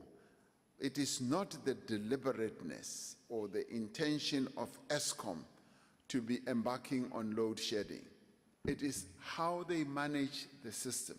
It is a very complex system, very delicate, that one company holds the energy fortunes of the country in its hands. And once one power station trips, it immediately affects the entire system. Now, with the diversification that we've embarked upon of getting independent power producers, but also the diversification that Eskom itself has opted for to go into renewables, we are going to see a new era of energy generation in our country coming to the fore. No, I didn't say that in 2015, or did I? Yes, I could have. Yeah, you were listening. In 2015, we were hopeful, we were truly hopeful that our energy challenges would lessen, but they've gotten worse. But at the same time, we've become a lot better in bringing in renewable energy. The sun, the wind is generating quite a lot of energy into the grid on an ongoing basis as we move forward. So we could have been much worse off than where we are. But energy construction takes time, and we need to allow this process to ensue. And I am hopeful and positively hopeful that we are going to see better days when it comes to our energy generation. Thank you very much, Honorable Speaker. The last supplementary question will be asked by the Honorable NLS Ngwagwa. Ngwagwa. Speaker, thank you very much. President, I think there's a slightly more strategic question to consider here with respect to this question on SOEs. You've given the tendency of the economic superpowers around the world to either ignore international dispute resolution mechanisms or to completely bypass them and decide to resolve disputes through violence or wars. Does that not that which naturally increases the propensity around the world for member states to use violence to resolve disputes? And when you consider that one of our SOEs, DNL, for an example, is on the brink of collapse, and that SOE impacts negatively, its state impacts negatively on the ability of the South African National Defence Force to discharge its constitutional mandate. One, what would you do to try and resolve that? Secondly, which is also related to the matter of SOEs, is while the development of a framework governing SOEs is critical and important for their sustainability, but government should also be talking about how those SOEs are going to use to mitigate the effects and the impact of the conflict between Russia and Ukraine on the South African economy. So what are you going to do, say, about those two related to SOEs? Thank you. The Honorable the President. Thank you, Honorable Speaker. Andikuva kodwa. No, ngathi ndikuvile. Honorable Speaker, the pointed question, for instance, of entities such as DNL, which at the current moment are going through a very difficult, almost an impossible period, is that we do obviously need to breathe life into them and to shore up their balance sheet. DNL is a government entity that has a lot of potential, so much potential that the market is just wide open for DNL, and what it really needs is to be given, yes, that leg up, that support, so that it goes back to its glory days. Many countries on the African continent keep coming to us and saying, we've looked at the products that DNL produces, from vehicles to missiles to whatever. It will be the Roy Falk as well and all that. And we actually want to buy our products from a DNL. Would DNL be able to deliver? Now, DNL has run into a financial problem and a financial challenge, which we are looking at. DNL would also help us in the times that we live in, like now. Our SANDF is very reliant on DNL. Most of the equipment that they have were made by DNL, so therefore the twinning between SANDF and DNL is very, very critical from a procurement point of view and from a supply point of view. So DNL needs to be propped up, it needs to be assisted, and once it is, and it is properly run under this system or the structure that we've talked about, it will be much better placed to be able to fulfill its objectives. Now, we've also been receiving approaches, I must say, about partnering with other players. where other players say, we know the challenges that Denel is going through, we would be able to give balance sheet support. We would like to find out if you as South Africa would be willing to partner us at an equity level and what have you. Now, these are matters that we're giving consideration to look at the cost and the benefit of precisely that type of option. In the broader geopolitics of the world, you do need, as an industrialized country that we are, you do need a Denel that would be able to build, manufacture the type of equipment that is needed in this day and age, given, as you say, the propensity of a number of powers in the world to resort to violence rather than to resolve problems through negotiation. So Denel is a great asset for us to have at the state-owned enterprise level, and I would like to see Denel getting back on its feet rather than remain in the doldrums where it is, and also participate more actively and profitably as a keen pillar of our SANDF. So I think we can get there. Thank you very much, Honorable Speaker. The last question has been asked by the Honorable P.J. Groenewald. The Honorable, the President. Honorable Speaker, the appointment of the National Commissioner of South African Police Service is governed by Section 207, subsection 1 of the Constitution, which says, which I'm sure Honorable Groenewald is well aware of, the President, as head of the National Executive, must appoint a woman or a man as the National Commissioner of the Police Service to control and to manage the police service. That's what the Constitution says. While this places sole responsibility for the appointment of the National Commissioner in the hands of the President, it does not preclude the President from putting in place a process to seek recommendations and proposals.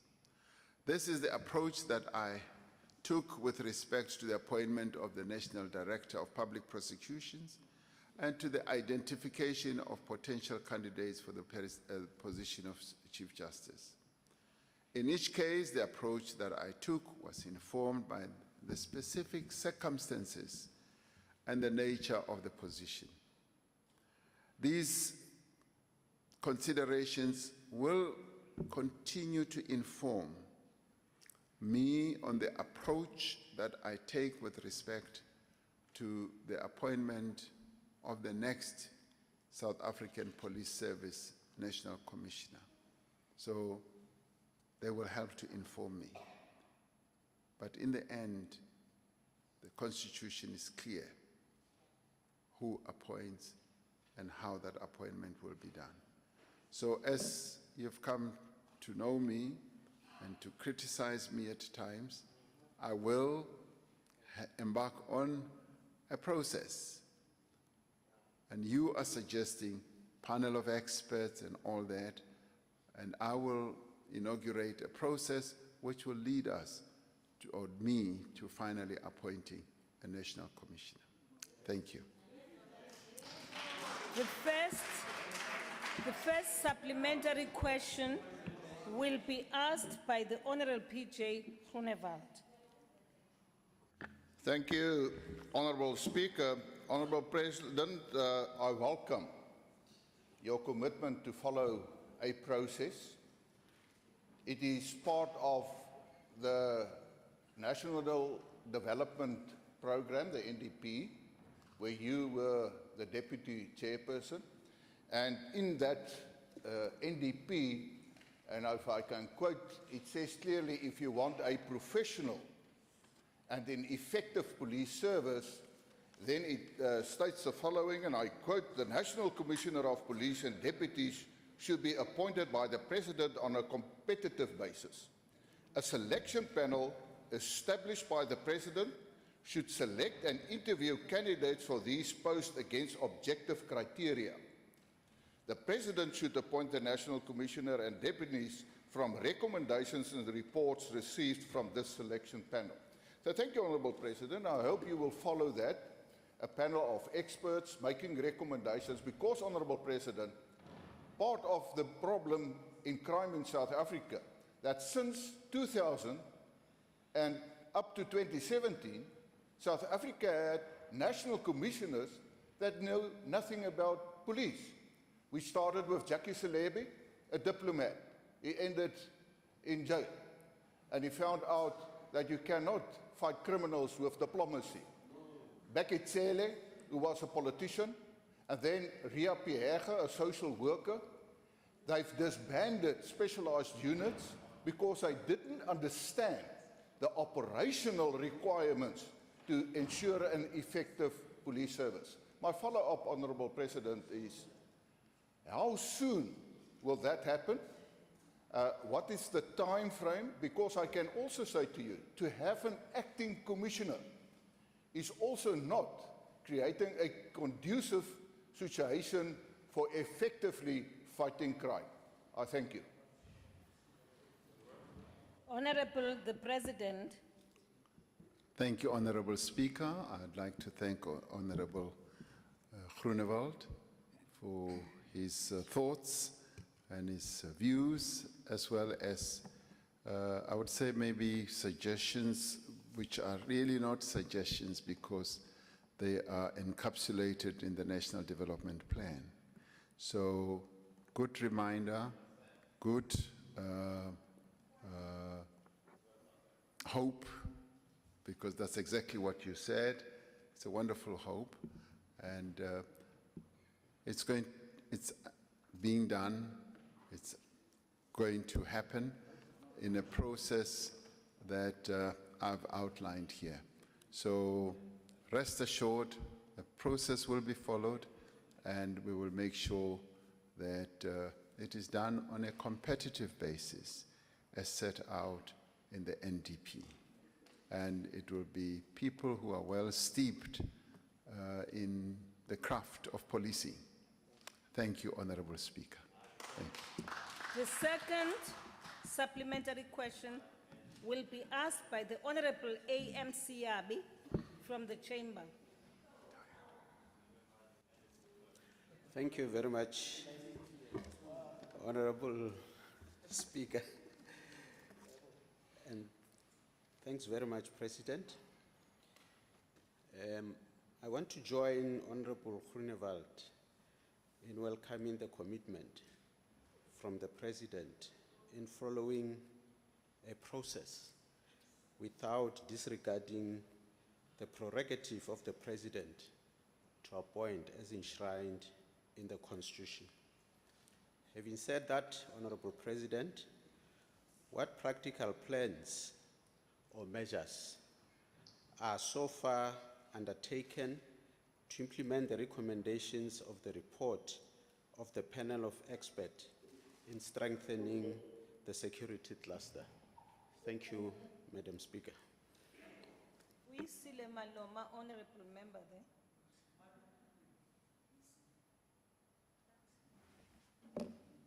Mute, honorable member. The Honorable the President. Honourable Speaker, processes are underway to implement the plan, the recommendations of the panel, which we have taken very seriously in all its ramifications. We are involved in the process of ensuring that we strengthen the security complex in our country in all aspects, from people to processes to institutions, and all that is being addressed to make sure that the security system and cluster is properly strengthened, particularly in the light of what the panel has recommended in its clear recommendations. The National Security Council has met a few times to look at precisely these recommendations, and those recommendations are now in the process of being implemented.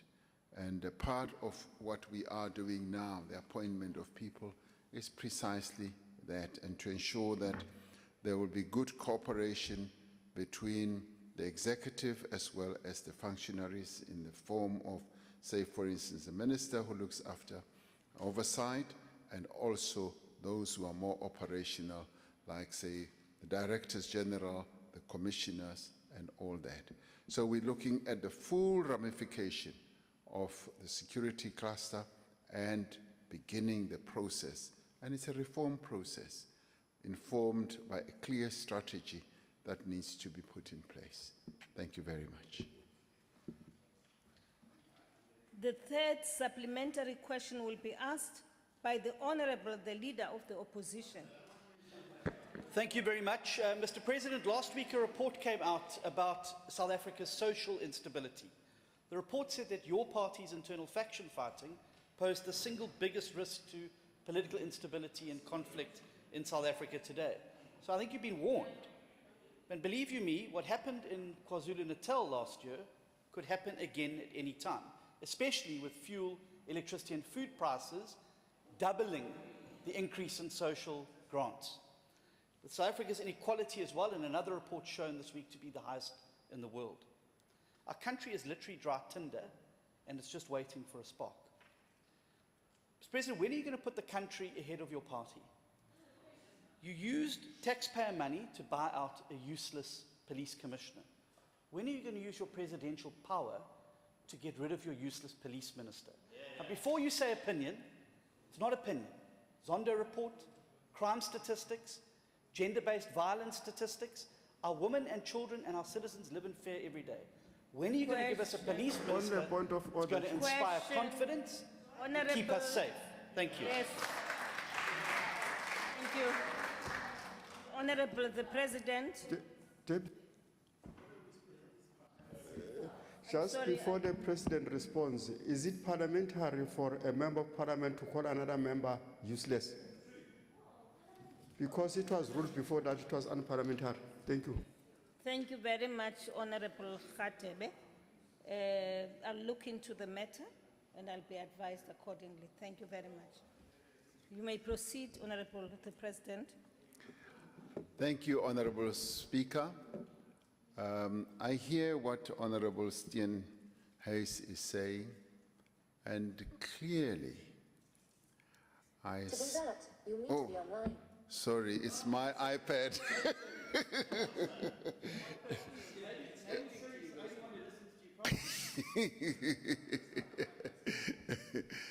I think Honourable Steenhuis has a private wish. His private wish is that he would like to be president and appoint ministers.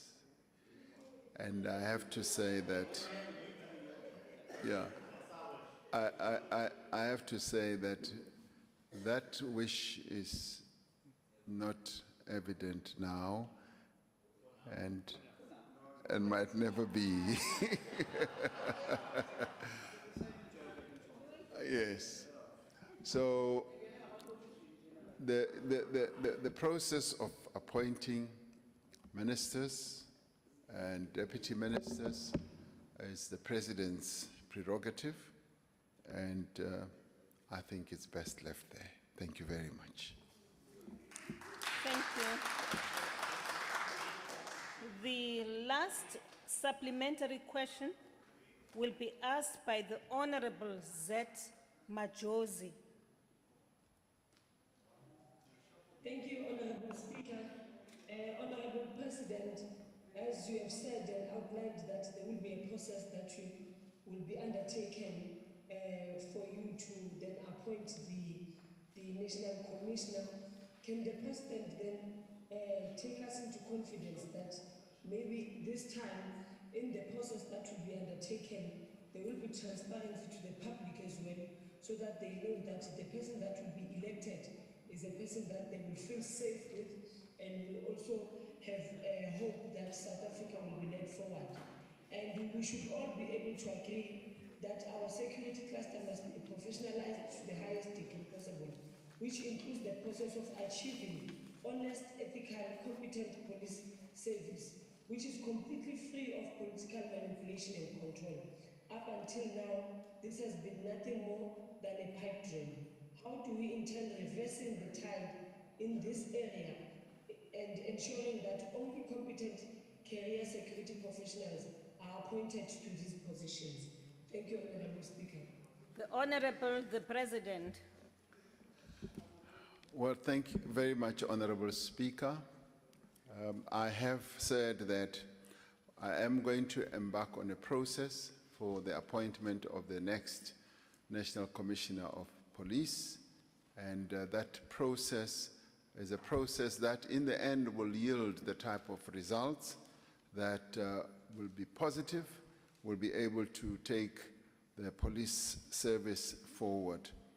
Now, we will be processing this matter, and we will process it in the way that will actually take us to a good end. And I'd like to thank Honorable Groenewald and other members who have asked this question, because I take it that you asked this question out of great concern, and you ask it in line with what is set out in the National Development Plan, and I see it in positive light. And I'd like to thank you for raising it in the way that you have, and it does show that you too have the interests of the country at heart, as I do.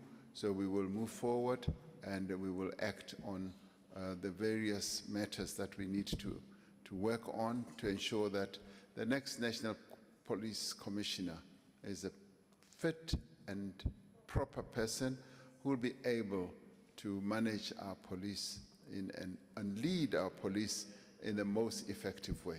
Thank you very much. That concludes the questions to the President. I thank the Honorable, the President. Honorable members, that concludes the business of the day. The House is adjourned. Long live the President.